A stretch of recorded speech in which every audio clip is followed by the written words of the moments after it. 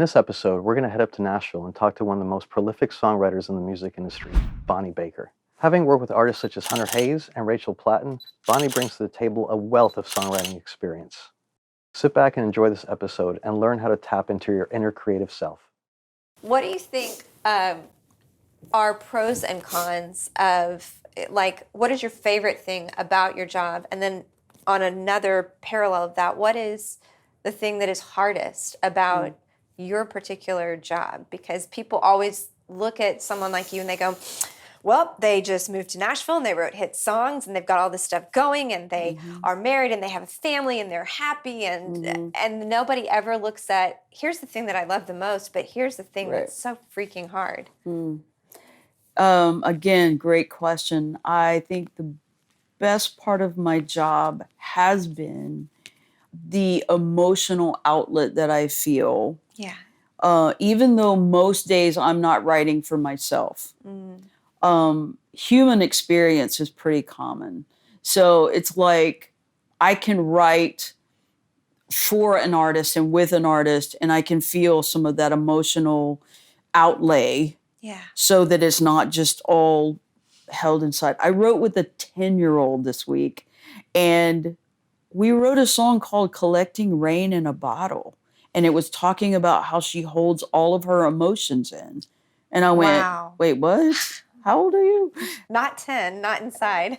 And yeah, she had this old soul, and she said, yeah, I'm sitting on my porch and okay, I can feel that. I can hear that. And I can, her language is younger than mine, and she may have expressed it differently than I would at my age, but that human experience is we hold it all in and we don't let it go, and then there's nowhere for it to go. So that is the part of my life. It's almost like therapy every day. Which feels fantastic. And which is amazing. And I only started therapy last year. So that road helped me out of some emotional baggage that I truly had carried for a lot of years. So just living a creative life has helped me find a healthy place for myself as a soul walking the planet. The hard side of the job is we look at success as acceptance. That, 1 million people liked what we did and they bought it. Whereas if only 10 people have heard it, it feels like it's not a success. And sometimes that's not a true barometer of the work itself. And I'm having to learn how to not judge and measure myself by success. That is almost like a separate thing. But it has taken a lot of years. Listen, I came to Nashville wanting their approval. I wanted to be in crowd. I wanted to be the buzz, and I never was. I never was that person. And it took a lot of years for me to let go of that and to realize that the work itself, the human being I am, is completely separate than what someone thinks of me that works at a publishing company or a management office. Like, their approval of me is not something I need to worry about. But it is, I'm such a people pleaser that it has taken a lot of years. So the dark side has been the depression when the success is not there, the diving into bad habits, unhealthy behaviors. A lot of times came from not success, but the weird side of that is when there was success and there was a lot of attention, it felt strange. And the unhealthy behaviors came during those times as well. I stood on stages and received plaques that I don't remember because I was drunk. And I was like, it forced me into this place of, you have to be who they think you are. And I didn't know who I was. So I gotta numb this out so I can just figure out how to show up and say something that is halfway smart and the really, really strange side of that is what we don't even realize when we're incapable is we don't sound smart when we've been drinking all night. Yeah. We sound very, very not smart. Yeah. Too many pauses, not enough words. Been there. And, you know, I played the Bluebird in November of 2018, and it was one of the first times I ever played in public sober. And it was the hardest thing I've ever done. Yeah. And so it's like the road for me has been, I wanted their acceptance, didn't feel like I had it. So let's mask it. Let's create a fake personality. Then I get inside of that but I don't even know who the personality is. I don't know who the person is. So you start unlayering all that. And that is the part of being a creator that I think is hard. You got to know who that is that's trying to create. It's not, you know, songs are good, bad. I don't even feel like art is good or bad. It just 10 people buy it or 10 million people buy it. That's our measuring stick. But McDonald's sells the most hamburgers, but it doesn't mean they have the best one. Right. They just sell the most. Yeah. So So great. it's like art is the same way. It's like just because something sells the most doesn't mean it's the best made or the one made with love. You know, so where I am is that I just had to realize whether I'm on top of the charts, under the charts, not even anywhere close to the charts, I still show up every day to my desk and do the best work I can do. And then at the end of the day, I have to let it go and pick it up again the next day. And then everything happens where it's supposed to happen, you know? That's such, I think, valuable advice because that's something that people really deal with, I think, in terms of the greatest thing that we do is we judge ourselves by how successful are we. And it could be, you could be somebody that's like making $1 million doing voiceovers in your closet, but suddenly in our heads, nobody knows who we are. Right. And reverse is like when you do have success, you know, I think when we've all had those moments that it's like, look at this, everyone's kind of like applauding. Right. It's almost like you don't know what to do with it not because it doesn't feel good, but I think because we're going, I'm not ready for the roller coaster to dip yet. Right. And it's that recalibrating almost every day. Yeah, because if they're applauding for you today, they may not be tomorrow. So it's like, if that is where your identity comes from, then what happens when it stops? One of the things that I see in the business of music, I don't know that we care enough about each other to help each other through those things, because every single artist goes and writer goes through the same thing of like, they're here and then they're here. And how do you self-care in both places? And artists and writers and creators are not disposable. Right. They're unique. And we are losing voices and we're losing perspectives because they didn't lose the weight in the time that the label asked them to lose weight. Whatever thing happened that somebody's like, all right, then you've lost your turn in line, you know? And I would like to come at our business a little more in the caretaking mode, not babysitting mode. I'm not babysitting anyone. But there are true emotional hardships that artists and writers and producers go through that I don't know that anyone really addresses. And I'm not going to say especially Nashville because I haven't lived in any other community. Nashville's pretty shut down as far as like talking through difficulties. There's not a whole lot of dialogue about what people disagree with or how to do things differently. It feels to me like it's a little bit of a do it this way or get out. So that's sad to me because I think we're missing out on a crop of creators that could be really earth-shattering and life-changing just simply because they refuse to color their hair blonde and it's brown. Whatever the issue is that feels so big for them, it's like, but their heart and soul is right and their creations are right.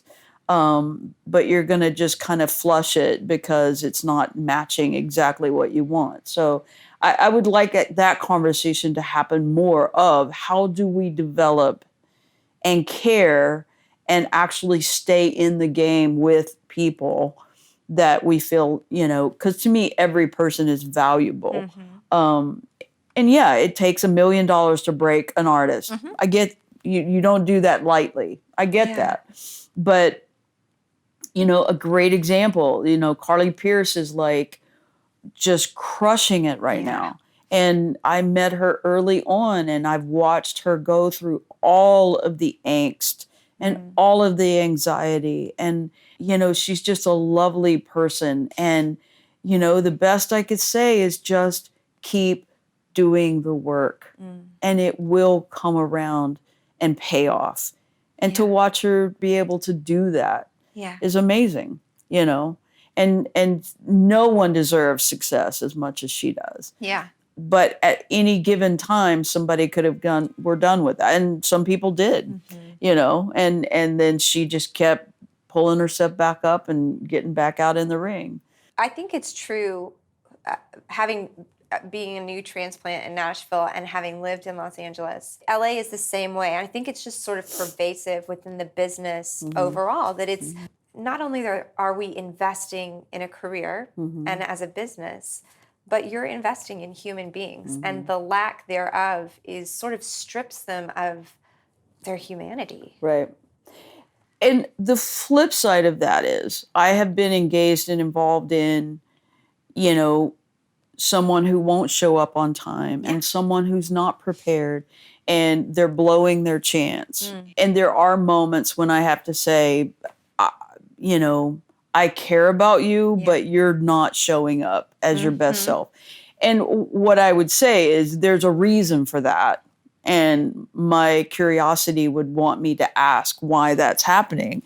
But at some point, I'm not their caretaker and I'm not their babysitter. So behaviors can be very hard to deal with. I mean, I've watched some managers they have to deal with, I need my bottled water to be this temperature. And you're like, seriously, you know what I mean? But they do it because they do it. And, but all of that to say that I think there is a value that we have kind of put into some things that may not be as important as the real thing, which is the human being of it, Someone comes to you and they say, Bonnie, I want to be you.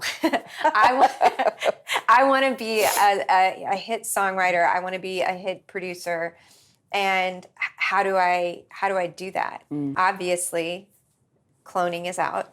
So that's not. Trust me, they do not want to clone me.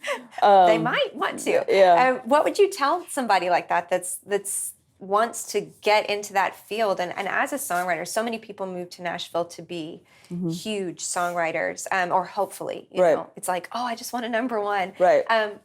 What advice would you give someone pursuing that kind of a career? The biggest advice that I give to everyone I speak with is know yourself. What are your strengths? What are your weaknesses? Start from that place. Find your creative tribe. Your tribe is not going to be my tribe. Your weaknesses are not going to be mine, and your strengths are not going to be mine. So every single person is on a different path and trajectory. And then also define what success is.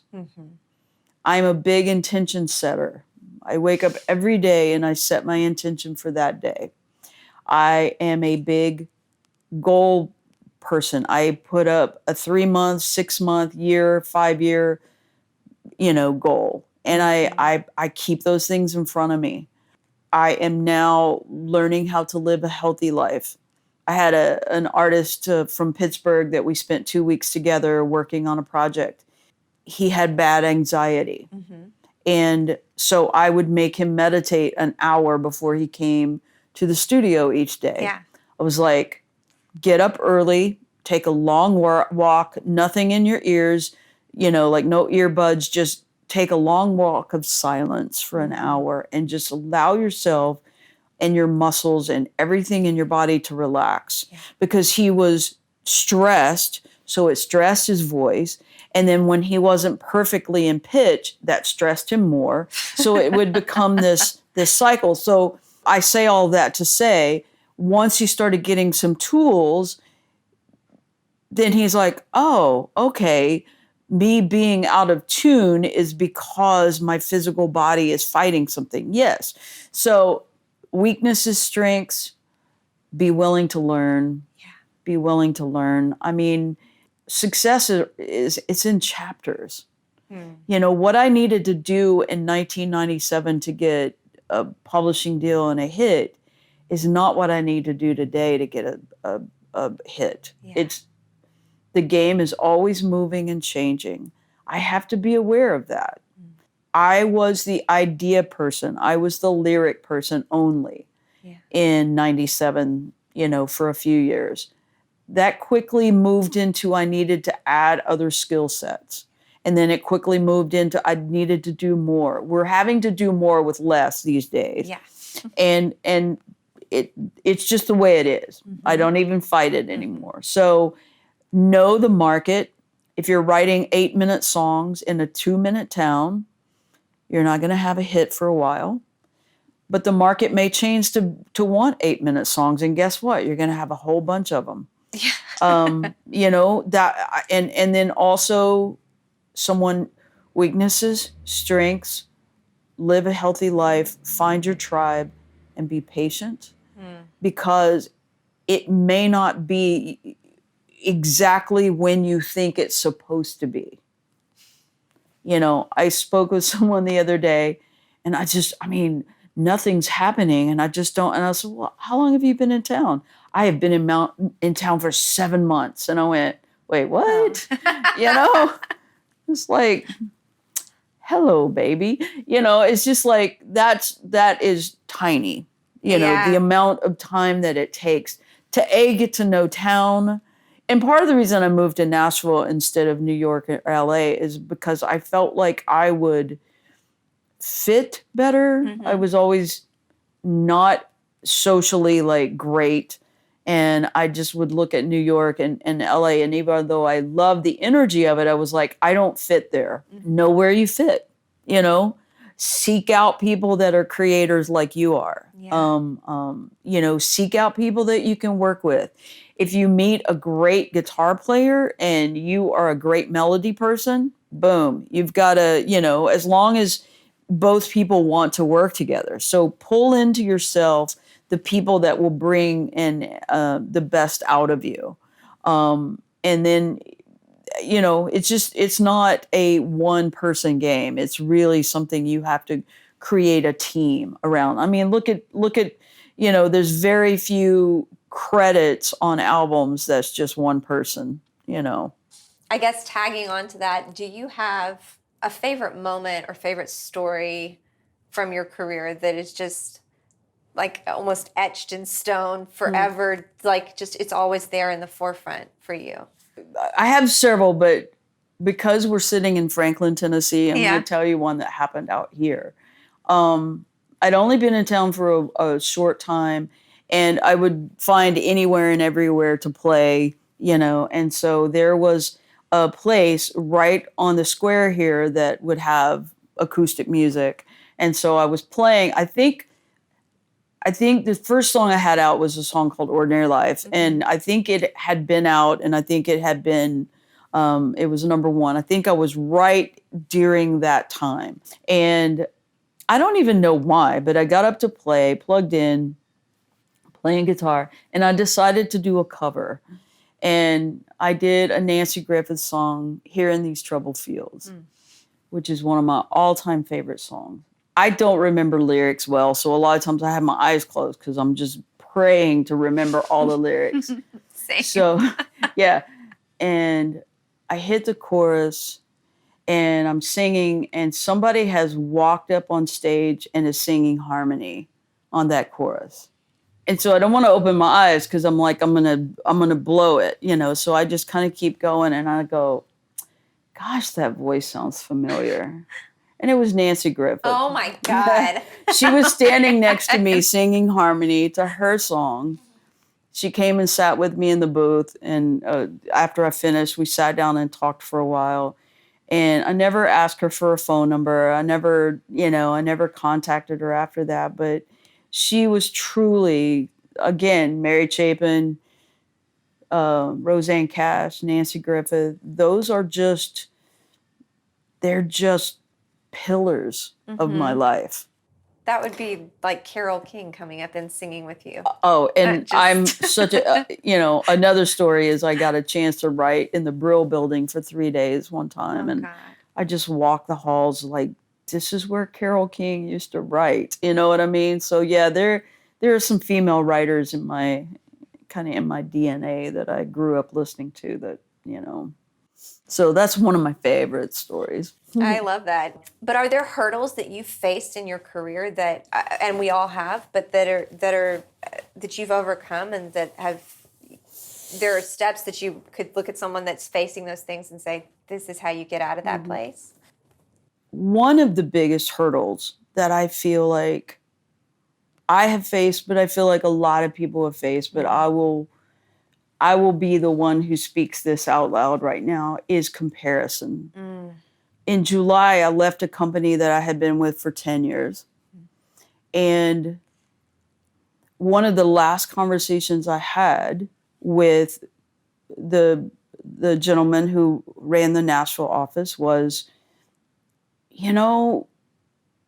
we've loved working with you, but we just really wish you were more like, and he named a young 22-year-old producer, writer guy. Oh, yeah. We just wish you were more like him. I mean, I have to tell you that I've struggled for a lot of years. Yeah. And the merry-go-round absolutely came to a crashing halt in that moment. The clarity that I had, I can tell you the biggest hurdle I've ever faced is comparison. Because they signed me. They already have him. They don't need another him. Yeah. In fact, they have about 10 of hims. Yeah. They only had one of me. Yeah. So that's the biggest hurdle I've faced, and I would dare say a lot of people have faced. You're not buying a dozen eggs. You're buying the DNA that I bring into the room. And trust me, little dude will never measure up to what I bring into the room. He has his own thing. But for him to say that to me, Gutting. you just should have been more like him, I was like, I'm done. Yeah. I'm done. I'm done comparing myself to other people. Well, if I just would play nicely, or if I would, nope, done. I'm done. And I want to thank that gentleman for really clarifying that for me, because I've been very hard on myself through the years. Like, Bonnie, you're just so hard to get along with. Bonnie, you just need to play nicer with, I'm done. I'm not going to be compared to anyone else. I don't need to be like anyone else. I need to be me, and I need to sleep well, and I need to eat well, and I need to love my family, and I need to work hard, period.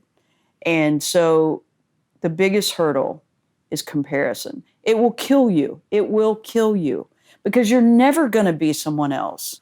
I mean, I'm not saying there aren't things I can't improve on. Always are things I can improve on. But I can't improve on being someone else. Just can't. Mic drop. Hurdle. Mic drop to the hurdle.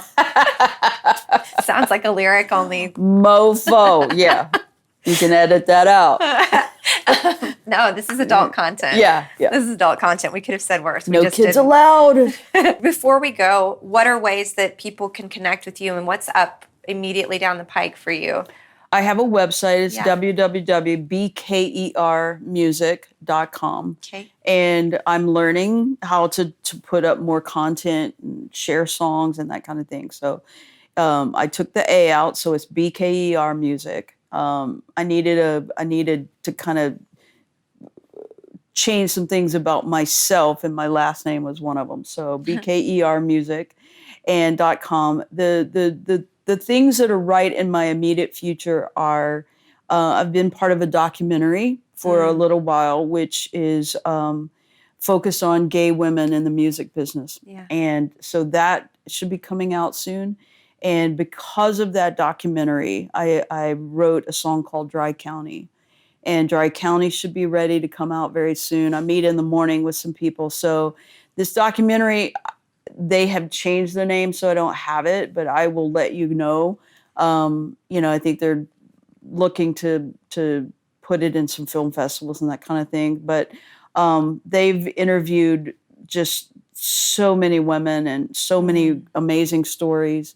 And right now, Dry County is the end song that ends the documentary. And after tomorrow morning, I'll know exactly kind of what the scheduling is. But I'm proud of it. It was a hard moment for me to do on camera. Yeah. And it was almost a year ago when I did the interview. And so after a year of therapy and a lot of conversations and a lot of opening up and cracking open in a lot of different ways, I'm ready for them to say, okay, it's almost time to put it out into the world. So the documentary hopefully will be soon, and then Dry County will be coming pretty soon with it. So You have a thing that you host every month, which which just got a New York Times write-up. Right. Well, it was they wrote up the club itself. club itself. We looked it up, Yes. and they were just talking about the Wednesday evening. So, but it's called What's Next. We're going to do it on Wednesdays every month, and that was just my desire of supporting and featuring. And I try to do 2 females with 1 male. Yes. So that's kind of been my goal, was to up the game of some of our new up and coming females. But I feature up and coming writers that haven't either signed a label deal yet, or they're just now signing their pub deal, or they're at their first single or whatever. And so we do it at Douglas Corner once a month, Wednesday night, 6:00, in and out. It's called What's Next. And I'm not trying to invite everyone in the world. I'm trying to invite the right everyone's to be there. And man, we had just a great month this month. And so it's been a joy for me to kind of dig in with some new talent and give them a place to play that doesn't cost a lot, that they can be treated with respect, and listen to songs. Because, when a song is good, people need to get quiet. Mm-hmm. So anyway, that's what I'm working on. You are a force and a joy, and I love you. And thank you so much. Thank you. I appreciate it.